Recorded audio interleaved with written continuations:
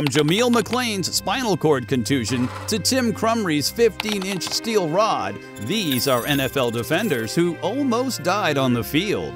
Let's begin with Jeff Fuller, a safety for the San Francisco 49ers who faced a career-ending spinal injury on October 22, 1989. The injury occurred during a game against the New England Patriots when Fuller experienced a helmet-to-helmet hit with Patriots' John Stevens. The collision resulted in the fracture of 3 vertebrae and damage to nerves near his shoulder and neck. Despite extensive medical attention, Fuller was partially paralyzed, particularly losing full use of his right shoulder, arm, elbow, wrist, and hand. The severity of the injury meant that he could not recover full functionality in his right arm. This unfortunate incident marked the end of Jeff Fuller's football career. Next up, we have Reggie Brown, who played both years of his NFL career with the Detroit Lions. Unfortunately, his football journey took a tragic turn when he suffered a severe spinal cord injury. While attempting to make a tackle, Brown found himself completely paralyzed on the field. The gravity of the situation was evident as he couldn't breathe without assistance, leading to the urgent administration of CPR on the field. This heartbreaking injury marked the end of Reggie Brown's NFL career. However, some say that was nothing compared to what happened to Dennis Byrd. Byrd, a former New York Jets defensive lineman, faced a life-altering moment on November 29, 1992, when he suffered a spinal cord injury during a game. The injury occurred when he collided with a teammate, leading to partial paralysis. Byrd was carted off the field, and despite months of rehabilitation, his football career came to an end. Remarkably, he learned to walk again and became a motivational speaker and author, sharing his story of triumph over adversity. Sadly, in 2016, tragedy struck again when Dennis Byrd died in a vehicle crash.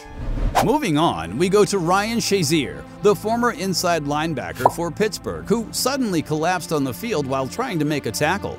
It was evident this wasn't a typical football injury when the whistle blew. Struggling on his side, with his left leg twisted awkwardly over his right, he tried to turn onto his back while holding his lower spine and waist. The seriousness of the situation led to Shazier being quickly taken off the field and rushed to the University of Cincinnati Medical Center, where he was diagnosed with a spinal contusion that paralyzed his lower body. This marked the end of Shazier's football career. However, through perseverance, Shazier gained the ability to walk again, inspiring millions. Next up, we have Chris Spielman, a standout linebacker for the Detroit Lions who earned All-Pro honors 3 times in his first 7 NFL seasons. However, his career took a dramatic turn when he experienced a frightening neck injury due to a helmet-to-helmet hit in a preseason game. The impact left him paralyzed on the field momentarily, but remarkably, Spielman managed to walk off under his own power.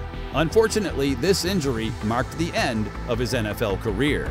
Let's talk about Derek Wolfe, who encountered a life-altering moment in 2013.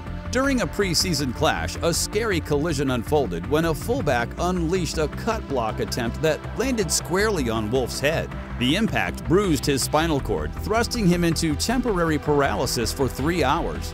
Astonishingly, Wolfe, after missing just 1 game and enduring a seizure, returned to the field just 2 weeks later. However, the pain lingered, with Wolfe's arm going numb every time he got touched on the field. How to forget the time when Jameel McClain, the formidable linebacker for the Baltimore Ravens, tried to tackle Redskins running back Alfred Morris, but he got hit in the neck, and it made his whole body go numb. The forceful blow to his neck not only rattled his resolve, but set in motion a series of ruptured blood vessels, crafting a sinister hematoma that mercilessly pressed against his spinal cord. Fortunately, McClain was able to heal without surgery and return to the field the following season. Now, this one wasn't really from actual play, but it still scared the fans. In 2007, Washington safety Ryan Clark Jr. faced a life-threatening situation due to complications related to the sickle cell trait. This issue became severe during a game in Denver, causing excruciating pain and a dangerous drop in weight. Despite initially being sent home, Clark's condition worsened, leading to hospitalization and the removal of his spleen and gallbladder. The situation was touch and go, with Clark losing 40 pounds and experiencing high fevers. This made him miss the rest of the season, and he never played in Denver again. In Super Bowl 23, Tim Krumrie made a lasting impact, not for a play, but for enduring a gruesome injury. The Cincinnati Bengals player suffered 2 breaks in his tibia and another in his fibula during a game. Despite the severity, Krumrie, known for his exceptional toughness, refused immediate hospitalization, choosing to cheer on his teammates from the locker room. Eventually convinced to seek medical attention, he underwent surgery with doctors inserting a 15-inch steel rod into his leg. Then, in the chilling autumn of 2016, the NFL witnessed a moment of pure terror as Luke Kuechly, the Carolina Panthers' tenacious linebacker, faced a traumatic head injury that sent shockwaves through the league. Despite a seemingly routine helmet-to-helmet contact during a tackle, Kuechly, haunted by a history of debilitating concussions, found himself sobbing on the field, visibly distressed and grappling with the gravity of the situation. This nerve-wracking incident ignited widespread concern about the enduring toll of repeated head injuries in the NFL. Getting to the top, we have former first-round pick DJ Hayden, who faced a life-threatening situation his senior year in college when a routine hit during practice severed his inferior vena cava, a usually fatal injury. Hayden recalled the incident, explaining that a collision with a teammate caused difficulty in breathing, loss of vision, and extreme coldness. Rushed to the hospital, doctors discovered internal bleeding in his abdomen, initially suspecting damage to his liver or spleen. However, they found the torn inferior vena cava, a crucial vein leading to the heart, and successfully repaired it through surgery just in time.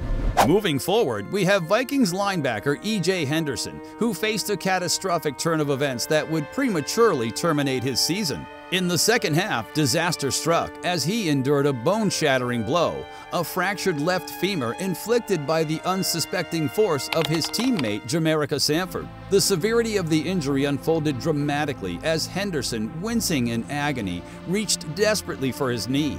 The impact was so brutal that it demanded his immediate removal from the field, marking a harrowing chapter in his football journey that almost spelled a tragic conclusion.